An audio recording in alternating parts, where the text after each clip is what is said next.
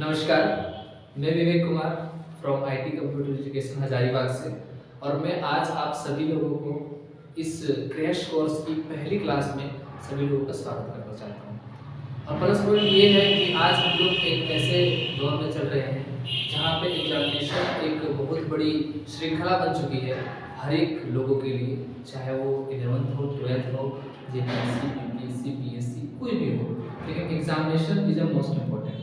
साथ ही साथ एग्जामिनेशन नहीं, एग्जामिनेशन में जो मार्क्स लाना है सबसे इम्पोर्टेंट चीज़ वो है।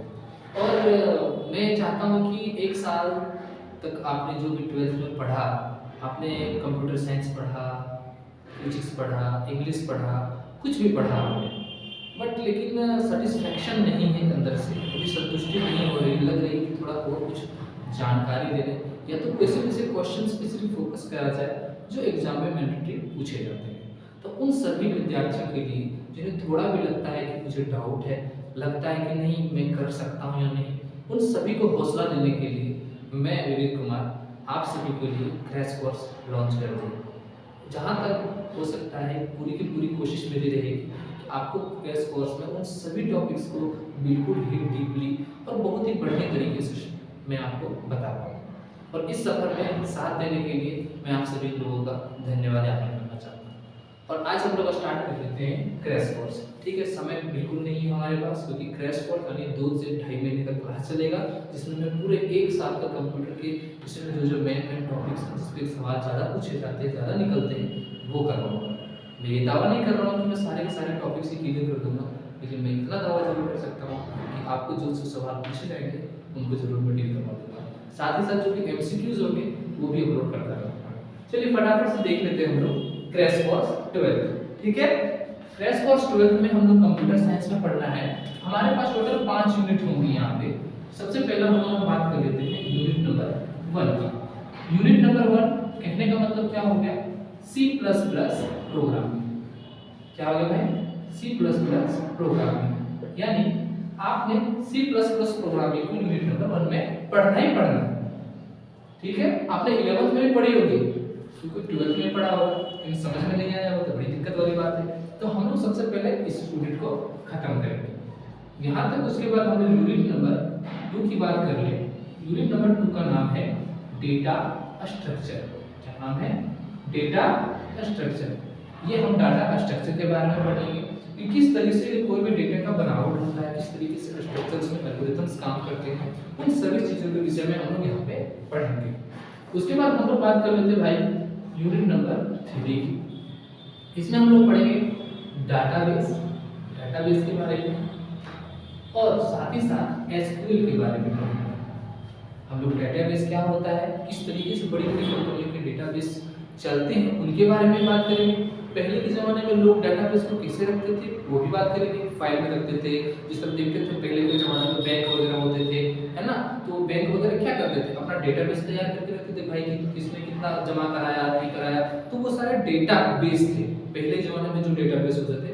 लेकिन आज के ज़माने में किस तरीके से डेटा को बैलेंस किया जाता है तो हम लोग डेटाबेस एंड SQL में सीखेंगे। SQL मतलब एक क्वेरी लैंग्वेज, एक तरह की भाषा है जो कंप्यूटर के लिए यूज होती है। हम इसके विषय में भी पढ़ने वाले हैं। उसके बाद हम बात कर लेंगे यूनिट नंबर 4 की।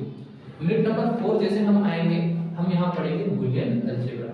जी हाँ, बूलियन अलजेब्रा ये बहुत ही शानदार टॉपिक है इस पूरे के पूरे यूनिट का, है ना? इस पूरे के पूरे यूनिट का सबसे शानदार टॉपिक मुझे बूलियन अलजेब्रा लगता है और C++ प्रोग्रामिंग, है ना? ज़्यादा क्वेश्चन जो आते हैं आपके C++ प्रोग्रामिंग और डाटा स्ट्रक्चर से ही आते हैं। मैं भी बताऊंगा, आगे डिस्कस करूँगा। और साथ ही साथ यूनिट नंबर 5 में आपको जो पढ़ना है वो पढ़ना है कम्युनिकेशन एंड नेटवर्किंग। कम्युनिकेशन और नेटवर्किंग के विषय पढ़ना है। देखिए भाई, सिर्फ और सिर्फ हमें 1 2 3 4 5 यही 5 ही यूनिट पढ़ना है और ज़्यादा यूनिट पढ़ना नहीं है। और इसी 5 यूनिट में से सबसे पहले जो C++ प्रोग्रामिंग है ना, वो आपको अगर विश्वास नहीं है, ये सिर्फ और सिर्फ ये 30 नंबर का है। सिर्फ और सिर्फ 30 नंबर का। कहने का मतलब समझ में आ रहा है आपको? यूनिट नंबर 1 हमारे टोटल मार्क्स कहने का मतलब 100 है, जिसमें से 70 आपकी थ्योरी होगी है ना, और 30 आपका प्रैक्टिकल होगा।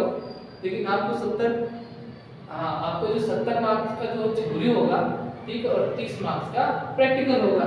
इस 70 मार्क्स में से सोचिए कि 30 मार्क्स खुद ही यूनिट नंबर 1 कंटेंट कर रहा है, और यूनिट नंबर 2 जो है वो आपका 16 मार्क्स का है। डेटाबेस एंड एसक्यूएल 8 मार्क्स का है, बूलियन अलजेब्रा ये भी 8 मार्क्स का है, और कम्युनिकेशन एंड नेटवर्किंग ये भी 8 मार्क्स का है।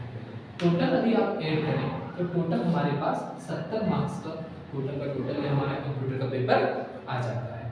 मैं आपको सबसे पहले इस जगह पे मैं आपको यूनिट नंबर 1 कंप्लीट कराऊंगा C++ प्रोग्रामिंग, और C++ प्रोग्रामिंग में आपके जो 30 नंबर है, जो सबसे तो कंफ्यूज हो जाते हैं ना बच्चे कि यार C++ प्रोग्रामिंग है, बहुत ही हार्ड है, कैसे बनाएंगे, प्रोग्राम करना है, कोडिंग करना है, कोडिंग को याद कर लो। तो याद करने की कोई जरूरत ही नहीं है आपको, ध्यान से समझना। चीज़ों को जब आप समझना सीख जाओगे ना, याद करने की कोई ज़रूरत नहीं है, सच बता रहा हूँ, रट्टा मारने की कोई ज़रूरत नहीं है, चीज़ें सब ऑटोमेटिकली होती रहती है। बस सिर्फ आप मेरी सीरीज में बने रहें, और अधिक नहीं समझ में आता है कमेंट बॉक्स में ज़रूर लिखें अगर कोई भी क्वेरी हो। धन्यवाद। आज का वीडियो इतना ही, और नेक्स्ट वीडियो में हम आपसे मिलेंगे C++ प्रोग्रामिंग की यूनिट नंबर 1 में, और इसके जितने भी डीप टॉपिक्स हैं उनको डिस्क्राइब करेंगे। Thank you so much.